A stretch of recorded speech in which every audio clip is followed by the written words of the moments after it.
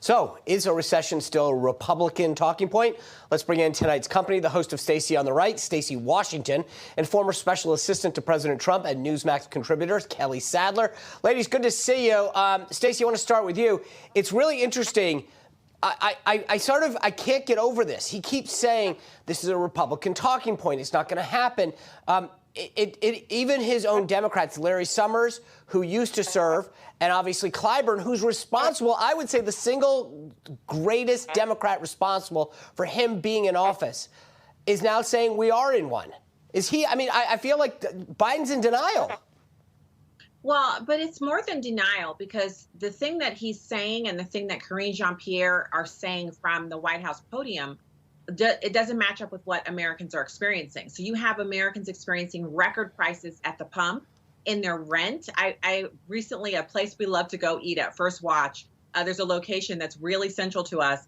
And a friend of mine said, we can't go there anymore because they just told me they're closing at the end of the month. Their rent has been increased by $5,000 a month, Sean. So everywhere you look, whether you're commercial, whether you're a private person, baby formula, there are now shortages on diesel fuel. I saw trucks on the side of the road trending on Twitter today. Everywhere you look, there's economic carnage. And when Biden and his representatives say it's not there, it just doesn't make sense to people who are actually experiencing it. Yeah, and Kelly, in that clip from Jim Clyburn, right? He said, you know, if you can't afford gas, you're in a recession. One of the things that Biden is considering is a federal gas holiday, right? Because a big chunk of a gallon of gas is taxes. And in 2008, his former boss, Biden's, Barack Obama, called a tax holiday on gas a gimmick.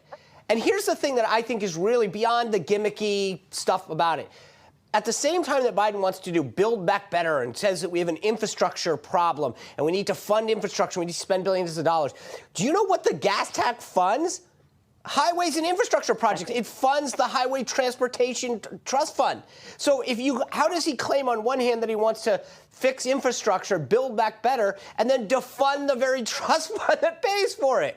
Yeah, no, it makes no sense. And it also isn't a very big savings. It's about 18 cents a gallon of savings. So it's not going to alleviate prices too much. But what I don't understand about the Biden administration is they keep talking about this transition. We're going through a transition period from fossil fuels to green new energy, and this is a good thing. So why don't they just admit that they want you to pay more than $5 a gallon for gas, because they don't want you to drive. They want you to get an EV that you may or may not be able to afford. They don't understand how the diesel shortage and the diesel prices are hurting U.S. farmers, and that there might be an impending food shortage coming up because the farmers just can't afford to put gas in their vehicles to farm anymore. So this is having ripple effects throughout the economy that's devastating the American worker and American families. But the Biden administration does not care, because they've shown no willingness to back off from their Green New Deal climate change policies. I agree with that. It's funny. They keep moving the game. You know, First they want to fund infrastructure, then they want to give us a gas tax that wouldn't help fund infrastructure.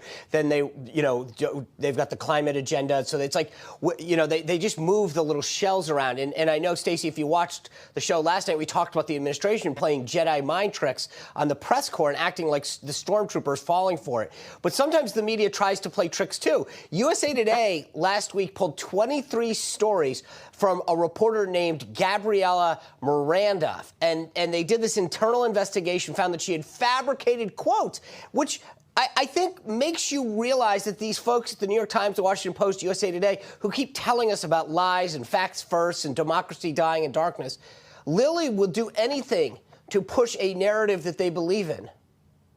Well, they don't have the same standards as Kelly and her organization. I can tell you that.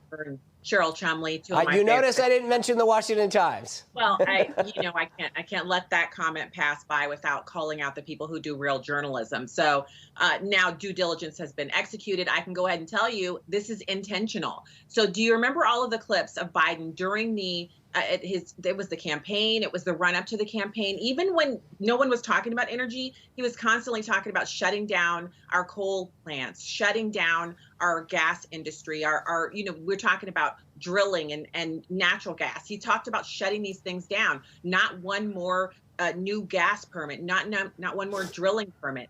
These are things that are being done to us intentionally because they want us all driving those toy cars. Now, remember, we have 3 kids, and back in the day when they were little, they used to have this little, it was a Gator. It was green. It looked like a gardening, like little gardening truck, but it was it wasn't gas powered. It had a battery. And they would ride that thing all over the park. And then we'd sometimes have to drag it back from the park and plug it in to the wall. And it was a toy. That's what they want us all driving, these toy cars that you can't get stuck in a snowstorm in, that you can't get across the entire country in. I can't drive to Destin from St. Louis in. That's what they want. So these things are intentional. But I tell you what, the American people rose up in November, and they'll do it again this November. And they cost $56,000 on average. But Kelly, Stacey name checked you. We got 60 seconds left. Do you guys at the Washington Times have a responsibility to call out these other organizations, whether it's the Washington Post or the USA Today's of the world, and say, hey, you guys, I think most of the media covers for each other, but you guys, as someone who do journalism well, do you have a responsibility to call out those other folks?